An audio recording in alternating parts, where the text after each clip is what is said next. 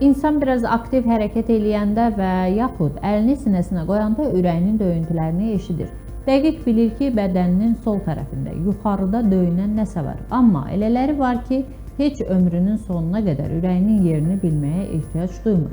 Yer üzündə 130 min insandan birinin ürəyi sağdadır. Orqanların yerini dəyişməsi hallarında tibbdə situs inversus deyilir. Dünyada kifayət qədər məşhur şəxsiyyətlərin də ürəyi sağda olub. Azərbaycanda da ürəyi sağda olan məşhurlar var. Məsələn, mərhum xalq şairi Bəxtiyar Vahabzadənin ürəyi sağda olub. Şair hələ sağlığında mətbuata verdiyi müsahibələrində heç vaxt ürəyindən şikayətlənmədiyini bildirib. O, 83 il ömür sürüb. Həkimlər belə insanların qeydiyyata alınmasını məqsədə müvafiq hesab edirlər.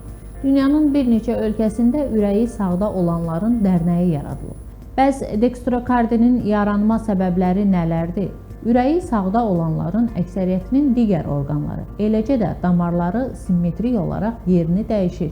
Buna tibbdə güzgü effekti deyilir. Qaraciyər və dalaq yerini tam dəyişdiyi halda mədə nisbətən sağa meyilli olur. Həkimlər bu yerdəyişmələri qanuna uyğunluq kimi qəbul edirlər. Lakin çox nadir hallarda rast gəlinsə də, bəzən ürəyi sağda olanların orqanları yerini dəyişmədən də qala bilir.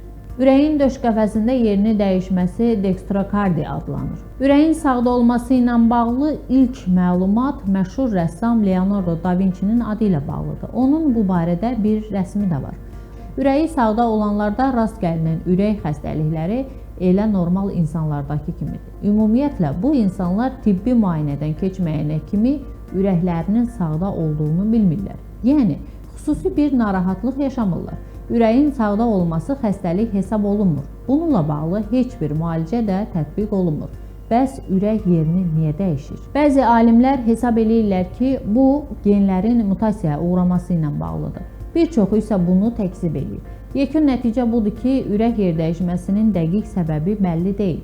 Bu, insanların əsas problemləri orqan köçürülməsi zamanı yarana bilir.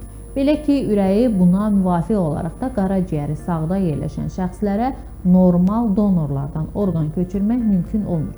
Ürəyi sağda olan insanların ciddi problemləri olmasa da bundan xəbərdar olmaları vacib sayılır.